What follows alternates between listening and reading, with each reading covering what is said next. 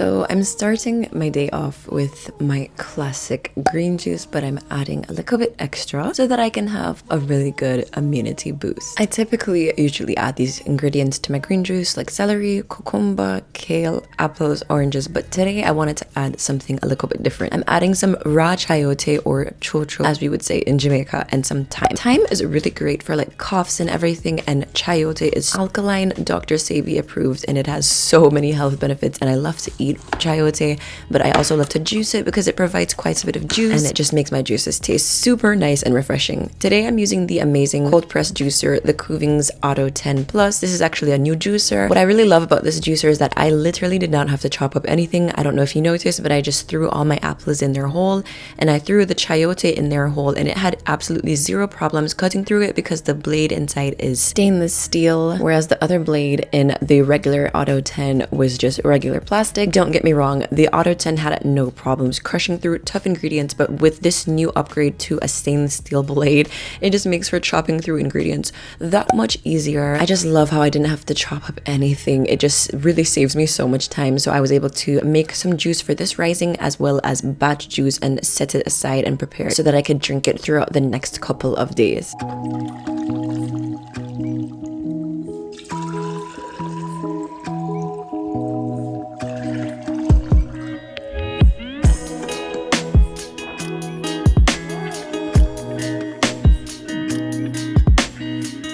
Hello beautiful people, I hope you all are doing well and are having an amazing day. Thank you so much for choosing to join me today on what I eat in a day. I just wanted to make this video very relaxed style. I'm literally recording this on my iPhone, basically because I have been so stressed out lately with the past election and with school and with work. I'm a full-time food blogger and I'm like a full-time student, and I have so much on my plate on top of having so many more added stressors from outside factors in life. So oh my gosh, I have a whole heap of stuff to think about, and I just wanted to share a little piece of positivity with you all today because I surely need it. If you want to see more content from me that's more frequent, I'm on TikTok and Instagram, both at Ital Eats and Treats. You can find all of the recipes that are on this video linked in the description box down below and on my website italeatsandtreats.com. And I just want to tell you all, please just take a moment to just breathe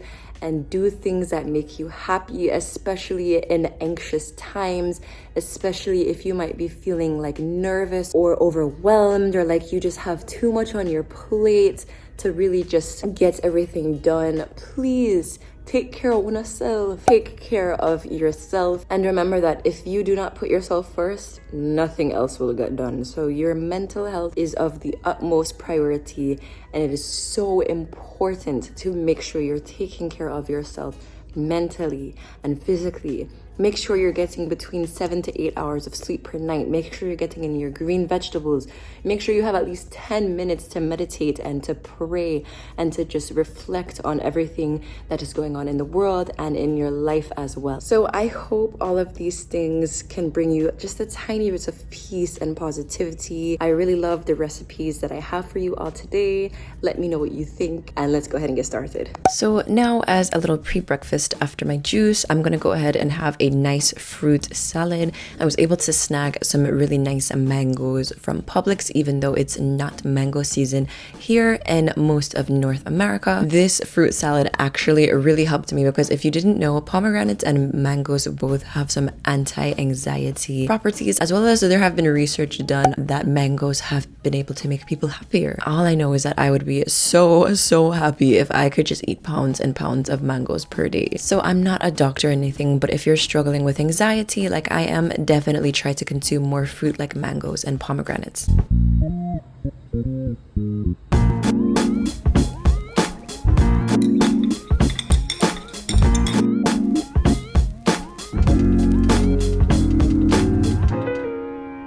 So So there's this new soy-free tofu brand that I've been absolutely obsessed with. It's called Big Mountain Foods. This is not sponsored. I'm just basically talking about how much I love this product. I stumbled across it one day when I was at Publix, and I have been in love ever since. It's made from fava beans, and it has even more protein than regular soy protein. It is kind of pricey, but I do love to get it because it helps me out with my protein goals. It helps me feel so full, and I just love it. I love to shred it. I love to crumble it. I love to chop it up all little small and put seasonings on it. This is a Canadian brand, so if you're in the United States of America, you can only find this brand from either Sprouts or Publix. If you do not have any of those grocery stores nearby you, unfortunately, you most likely will not be able to get your hands on it. Maybe Whole Foods will have it, but I literally went to their website and it said that Sprouts and Publix are the only two grocery stores in the United States that have it. But if you're in Canada, you most likely can find it from basically any large grocery store. To serve with my jerk soy-free tofu, I wanted to have even more protein, so I'm opting for some chickpea and lentil rice that I found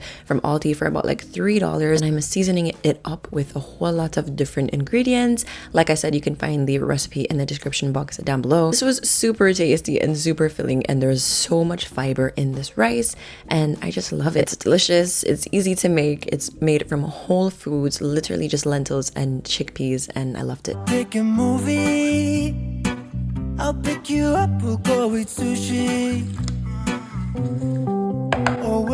And for the taco quote-unquote shells, I'm using some beautiful, gorgeous butter lettuce as the shells. And I'm actually using a salad spinner to help me get them as dry as possible. I really feel like every raw vegan needs a salad spinner in their kitchen because it just allows you to save so much paper, because I used to use a whole lot of paper towels to dry my produce, and now I just dry everything in my salad spinner. If you want one for your home, it will be linked in the description box down below. Now for toppings, I'm just chopping up some red onion and some cherry tomatoes. For color contrast, I wanted to use scallion because I feel like it would have tasted better raw, but I wanted a better color pop, and red onion definitely provided that. With our best moves we get groovy. My oh my, we both look so fly like sweet apple pie. Yeah, they want a piece of us. My oh my, when we drive on by, they just can't deny. Yeah, they wanna be like us. This entire plate was so beyond delicious, and it was about 45 to 50 grams of protein, pure plant-based vegan protein. A lot of people have been asking me how I've been getting more protein in on a vegan diet, and I feel like people really overcomplicate this. Just make sure that everything on your plate just has a good amount of protein. So instead of doing regular white rice, I wanted to opt for higher protein options. And because I didn't have any quinoa, I just used what I had in my pantry. My Jamaican grandmother always would say, make do with what you have. And I had that chickpea lentil protein, and I had that chickpea lentil rice, and it had even more protein. So that's basically how I just strive to get more protein in on my vegan diet.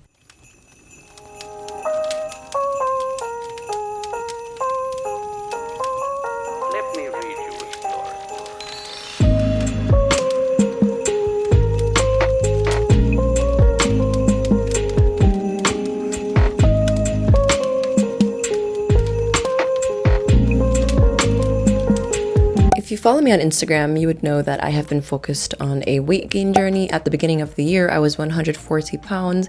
Now I am 160 pounds. This is, of course, healthy weight. Through muscles and everything, I've gotten so much stronger by going to the gym 4 to 5 times a week, and I've just been consuming more protein and healthy carbs and healthy fats, like from nut butters, avocado, everything. I just feel so good in this body that I have.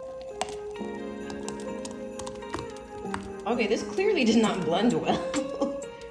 I really prefer and love to make my own coconut milk from scratch. I've been making all my nut milks from scratch for the past year or so, and I have been obsessed with making coconut milk from scratch. It just tastes so delicious and so creamy, and coconuts are pretty affordable where I get them from my local Asian supermarket. They're only $1.49. I have to be honest and say sometimes they're a bust and sometimes they're like rotten when I get them, but for the most part they are typically good. I feel like they only go rotten if I let them stay in the pantry for like more than a week. So if you're getting a fresh coconut, make sure you do not let it stay sitting there for more than a week. Make sure you use it within the couple days that you buy it, okay? I'm using my new Nama M1 plant-based milk maker to make this delicious coconut creamy milk. Oh my gosh, you guys, this has absolutely changed my life. It has made making nut milk so much easier. In the past, I used to have to blend them and strain it through with a nut milk strainer, and I used to hate that thing because washing the nut milk bag was just absolute torture for me because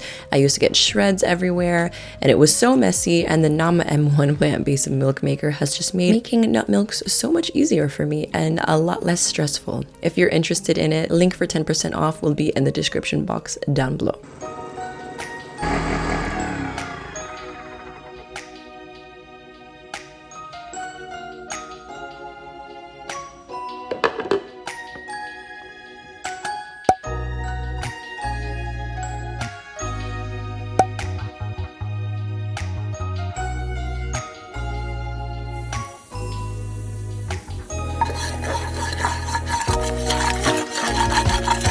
I wanted to end today off on some cozy vibes, and because I've been feeling anxious lately, there's nothing cozier for me personally than a nice bowl of soup, and I wanted to kick it with some homey Jamaican vibes. So I burned my curry, aka just toasting my Jamaican curry powder and a little tip of oil, and I let that simmer on the stove with some coconut milk for the next like 20-30 minutes or so, and it made the whole entire house smell so incredible. It was delicious and I was just in love. This was really great for me because not only was it warming and hearty, but it had a lot of protein from that lentils that I added, because usually when I make butternut squash soup, I just do it with a butternut squash, but I wanted it to be more substantial and filling, so that's why I added the lentils.